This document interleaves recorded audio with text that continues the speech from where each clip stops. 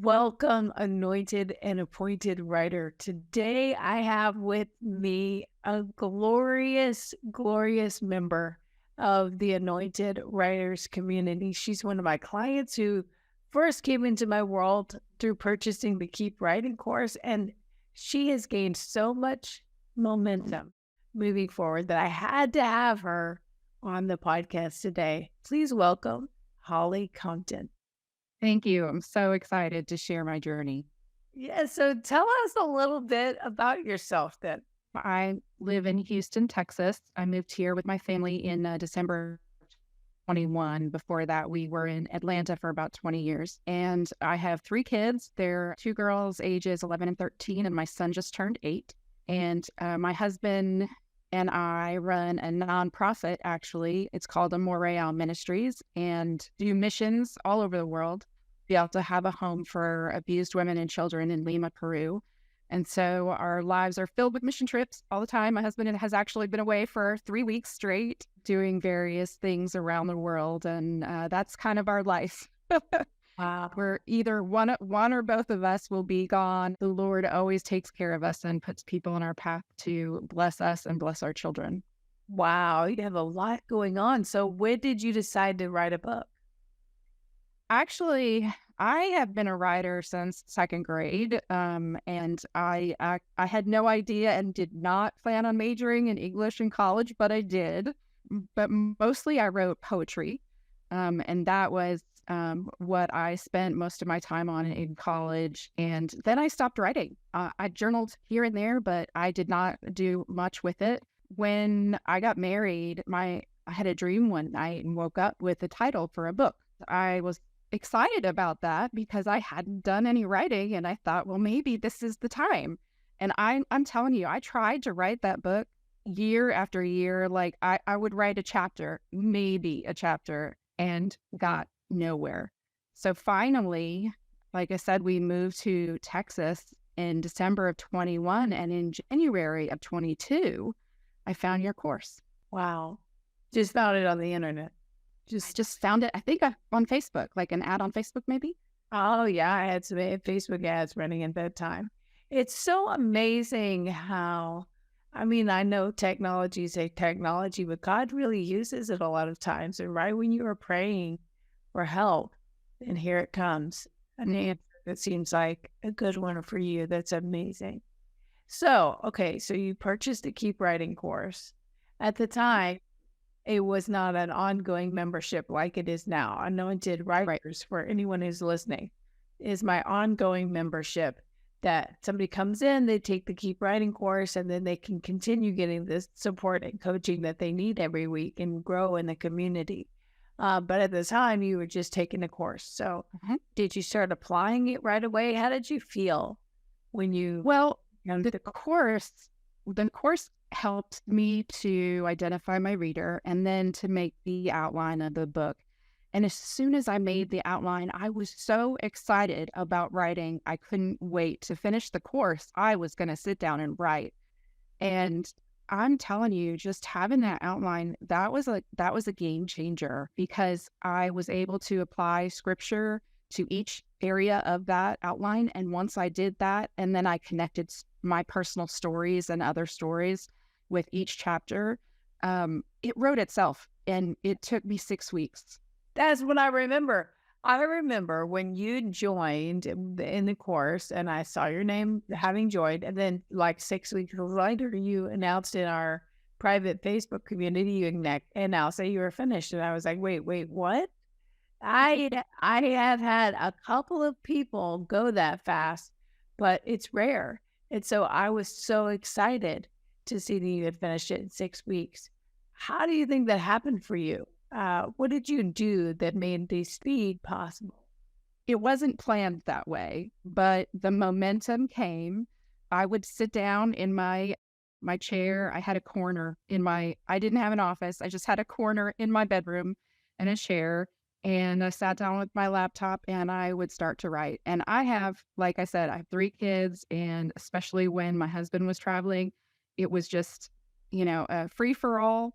But there was some kind of anointing I'm telling you, like some kind of just beautiful anointing on that time that I felt like the Lord just poured out his spirit on me and I could focus. Now, I usually have ADHD.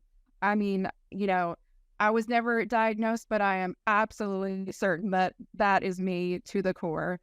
But in those 6 weeks, God gave me such a focus. I could write whether there was a TV going on behind me or there was screaming and yelling going on all around me. I mean, whatever was happening, the Lord just gave me that focus. And it hasn't happened since. I mean, I have continued to write and in various ways. And I'm praying, of course, for the Lord to tell me when it's time to write book number 2, because I already have that in motion. For now, I'm concentrating on other kinds of writing. But that was it. That was really what happened. There's no other way to explain it. It was all God. Isn't that amazing? I know exactly what you're talking about. That sense of his presence, that anointing, and it just flows. It doesn't even matter what's going on around you. You're in the zone. I traveled twice actually during those 6 weeks. We had spring break in between there, and I took the computer and I was like, I can't stop. I'm sorry. Like, and my husband's like, it's okay. Just do your thing. And that I also have to brag on my husband, because he was very, very instrumental in giving me the opportunity and the time, even, early in the morning, late at night. Every time that I sat down, he helped protect that time as much as he could. That's great. Yeah. I always tell people there's only 3 steps to writing a book. It's create a detailed outline, schedule writing time, and write during writing time. And you are proof that it only takes 3 steps.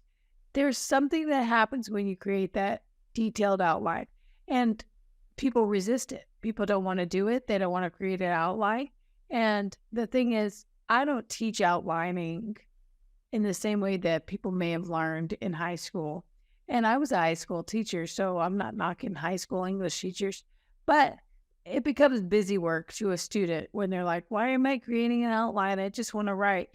The truth is, once you create that outline, you get to plug in all the scriptures you want to use. You get to plug in the parts of your stories you want to tell. It all starts flowing together. Yeah. You write faster because you have a detailed outline.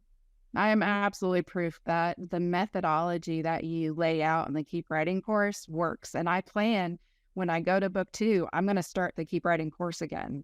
And I'm just going to go through module after module and follow the instructions and just do it the same exact way. That's smart. Yep. If a method works, we just go back to it and start it and do it the same exact way again. That's excellent. So, of course, what is your book about?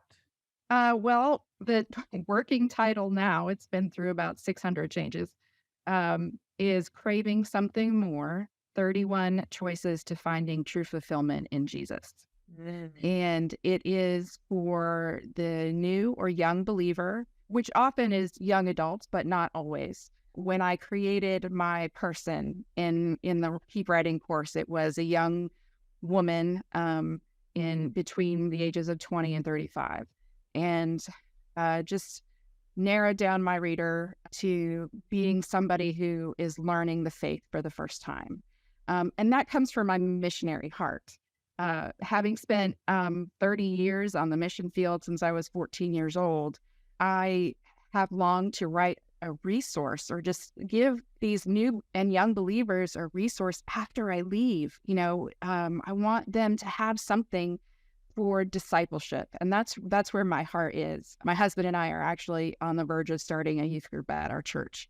And that's just one of those steps that, the Lord is leading me to take to just expand my territory. I mean, that's what I've been praying for. I just pray daily that he would do immeasurably more than I can ask or imagine and bless me and expand my territory. So you said it was 31 ways.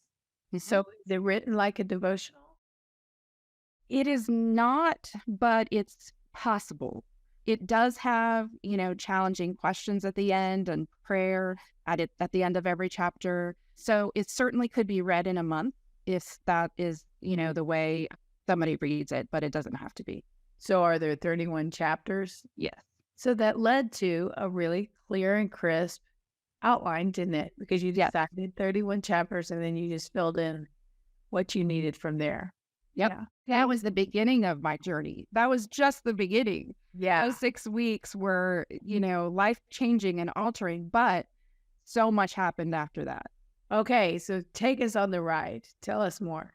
For a while, I was trying to decide between self-publishing and traditional publishing. So for about a month, I looked at and started vetting all these self-publishers and comparing, what benefits each one had and how much they cost. But I have an aunt who is traditionally published, and I called her up and I said, I'm just not sure which way to go. And she said, self-publishing is always there. You can always go back to it.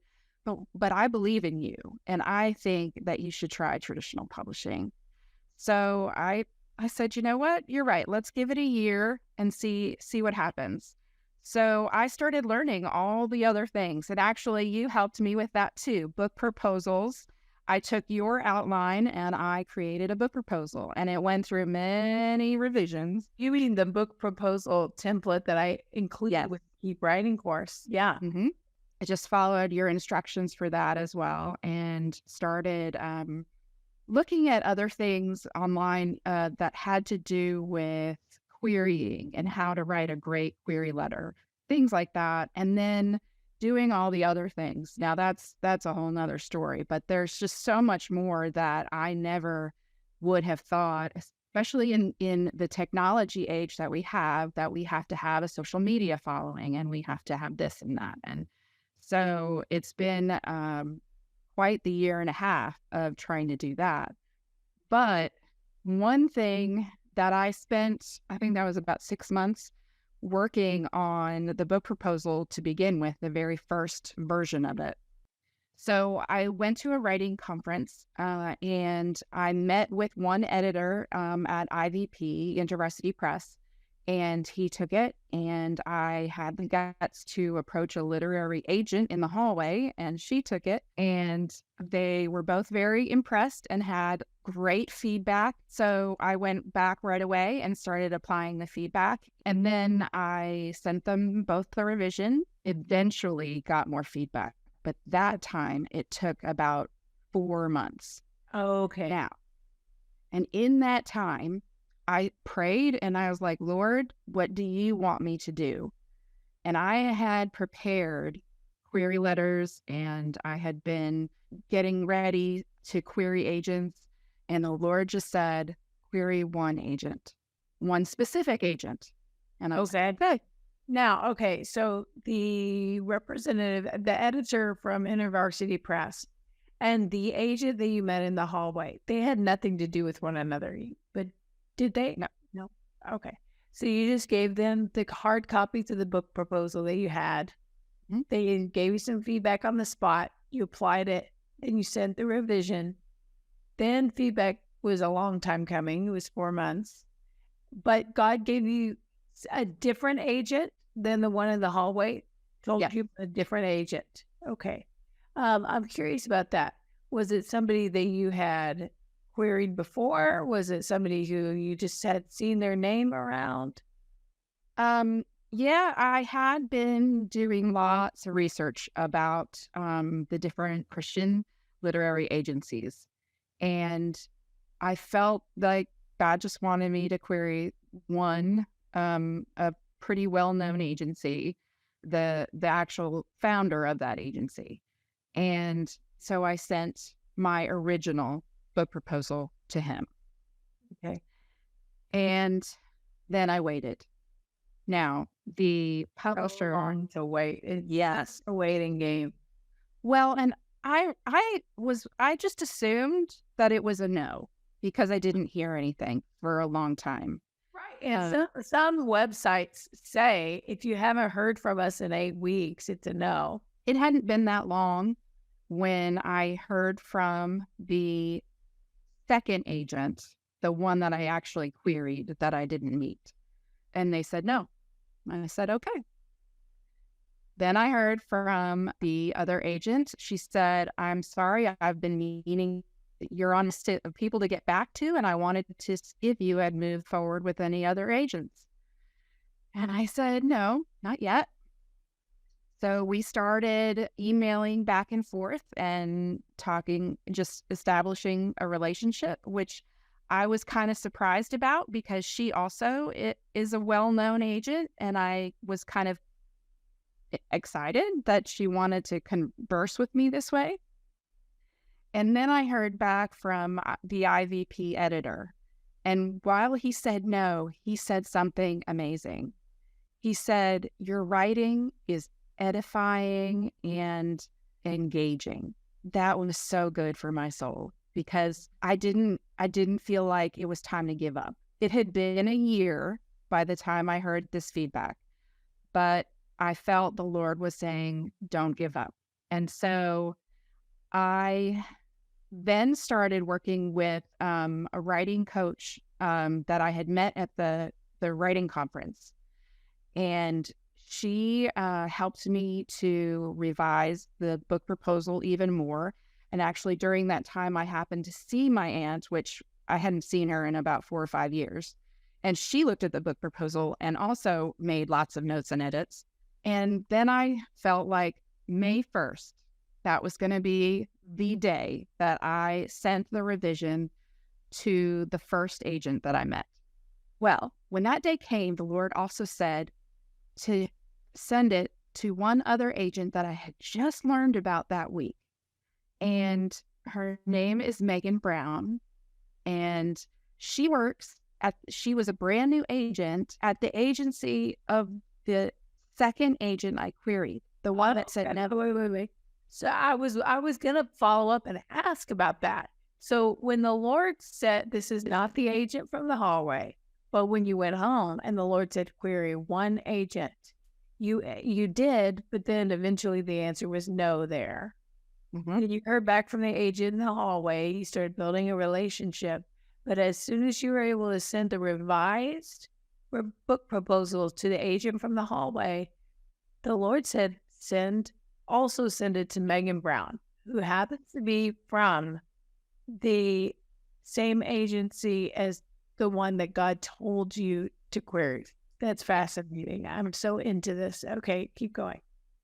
And I had learned about her, I had gotten on some email lists, the ECPA. Okay, so I had seen her. ECPA, for anyone who's listening, is the Evangelical Christian Publishers Association. So it's an important group for a lot of reasons, but you had seen her in information from them. Yes. So I knew that she was a brand new agent, but that she has a heart of a missionary. And so when I read her bio and I connected with it instantly, in the subject line of the email where I sent her my proposal, I put from the heart of a missionary. The original agent that I met in the hallway eventually said no, but the day after I sent Megan my proposal, she called me. And she said, as soon as I saw your proposal, I knew that you were going to be my first client. That's amazing. So here's the interesting thing. Megan realized that I don't have a huge social media following yet. I don't have an enormous online platform, but I have 30 years in missions and many, many organizations that we have worked with over the years. In my book proposal, the Lord had me write down all of these organizations and their willingness to consider my book as a resource for them on the mission field. She took my book proposal to the man that I queried. The second agent. Go ahead. I'm following closely. He knew my name because I had queried him, which God had told you to do. Yeah. And for a moment, it looked like there was no fruit.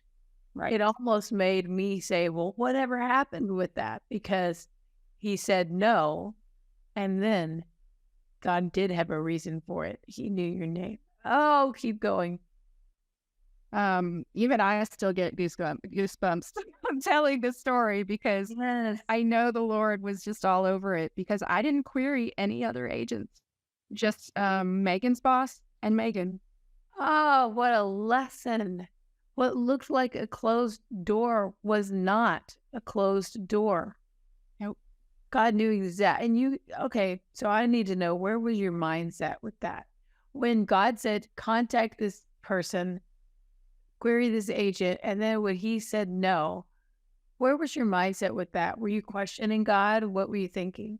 Had some feedback while I was on the mission field. I was actually in Kenya for 3 weeks.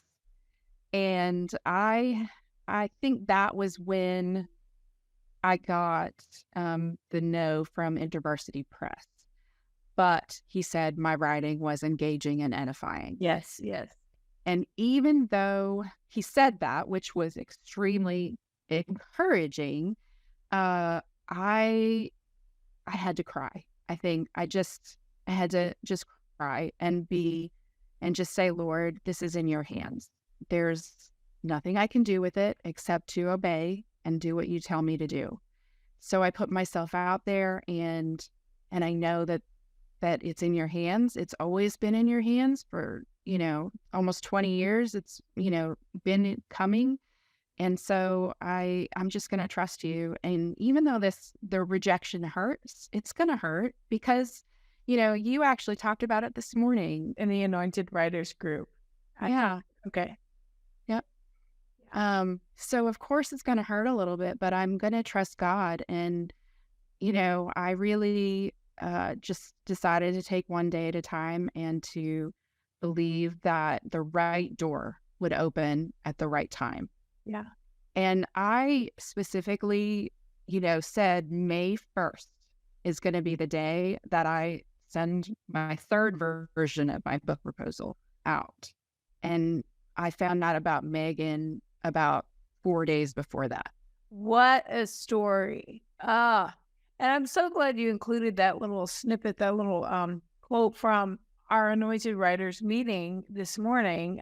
Just for anyone listening, the Anointed Writers membership, we meet once a week for a coaching call. And I kind of talked on top of you just then, so I want to make sure they heard what you said. But the fact that the rejection hurt you was because you care. And that's fine. Like, we want to care enough. If we didn't care, we wouldn't be hurt by rejection. But the book would not be good if you didn't care. So you were willing to feel your feelings and feel the rejection. It's fine. No problem, right? So do you mind telling us what is the name of the conference that you went to? It was a Hope Writers Conference. Okay. Yeah. Hope Writers Conference. Because there are so many good conferences. There are. Yes. And I just encourage anyone listening, there's no magic conference to go to. I actually had no idea what Holly was about to say. I was just saying, which conference was it? She could have said any conference, because it does something in you when you put yourself into a room with other writers. It does something in you when you say, I'm going to go after this. I'm going to be uncomfortable. For me, the breakthrough conference for me that made me really say, like, I'm doing this. Nothing breakthrough happened at the conference. It was breakthrough inside of me. So there is no magic conference, but putting yourself out there made the shift for you, Holly. That made the shift. That put you into contact with two people, and neither one of those people ended up being one that you were going to work with. She ended up reaching out and working with two other people that came as a result of the momentum she created by buying a ticket and going to a conference. I love it. So what agency is Megan Brown with? The Steve Lobby Agency. Oh, okay. Yes. And so you first queried Steve Lobby. I did. Oh, okay. Which I wasn't really excited about doing at first, because he was like my A-list query agent, and I had an A, B, C list. I was going to start with the C's. Let's just start with the top tier, Holly. That's amazing. Okay, so tell us what's been happening since May. Well, so Megan and I are working on my strategy, building my social media following. She actually was part of doing the Speak Up conference that just took place last month. I couldn't go because my son had surgery. So I just did a virtual ticket. And so I'm still learning the craft, learning the business, building up momentum with my platform. That was another thing that I did with you, the platform challenge, which was wonderful. So, there's so much to learn, and I'm just a hungry author. But also, the Lord said, now is the time for me to go back to school. So I am starting next week my master's of ministry. Wow. Oh, what victory coming and going, is it? Yeah. He's And just, in the meantime, I am using the Logos Bible software, which I highly recommend as far as, learning and studying the Bible. And I am so excited about the courses that I'm going to be taking, where I'm going to be able to apply and, just learn so much more. And I know that the Lord has some great plans for me, and I'm super excited, whatever it ends up being. I just have to be obedient one step at a time. And my book is really about surrender and obedience. yeah. And those two things are really where I kind of build my platform, because I feel that we can't walk in God's blessings and favor without trusting Him. And trust starts with surrender, even, surrendering your future to a God that, is trustworthy, and then doing what He says. We have to actually follow through. And it's interesting. I never used to do the, word of the year kind of thing. I had never done that a couple years ago. And the Lord said, renew was my word for 2021. It was the very first time I'd had a word. And I didn't realize God was going to renew everything. So when I say everything, I mean, I changed states. Everything. Like we moved, and my whole life was renewed. But he said along the way during that year that I had to surrender first in order for Him to renew everything. And then that second year, that year that I wrote the book, He said, just surrender. Surrender is 2022. And now 2023, He said, it's surrender and obey. You got to take the next step. And it made perfect sense, because that's what my book is about. But I realized that taking it one day at a time means that I believe that he's worth it, and the future that He has for me is worth it. And I just have to say yes. That is so good. It's a perfect place to end. Well, I know that I'm going to have you on the show again, because there's going to be so much that happens in between this call and the day that the book's on the bookshelf, and that's coming. What a joy. And we're going to get to talk about it more. And I'll be seeing you in the weekly calls. And anytime, of course, this is the beauty for anyone listening. This is the beauty of having an ongoing coach. Holly can ask me questions about anything at any time. She's got like this open standing appointment with me every Monday. How does that feel to have that open standing appointment with somebody in the publishing world and in the writing world? The support is amazing. And, like you said about being in the room with other writers, like I was at the conference, that I can do every Monday. It's a blessing to know that I'm not alone in this journey, because writing is such a solitary thing. To know that there's other people who are doing the same thing, and there are so many people out there. Yeah. We're not alone, but we need to connect. Yeah. And so to have that alongside, a coach that's readily available when I need to ask questions, it's gold. It's gold. Yeah, I truly feel that. And isn't it amazing that even when you don't ask a question, when you watch other people get coached, it's like, oh, I would have asked that. I didn't ask it, but she asked it. So I'm just going to learn along with her. Yeah. That's so fabulous when that happens. Yeah. You're like, oh, I'm not the only one thinking that. That helps.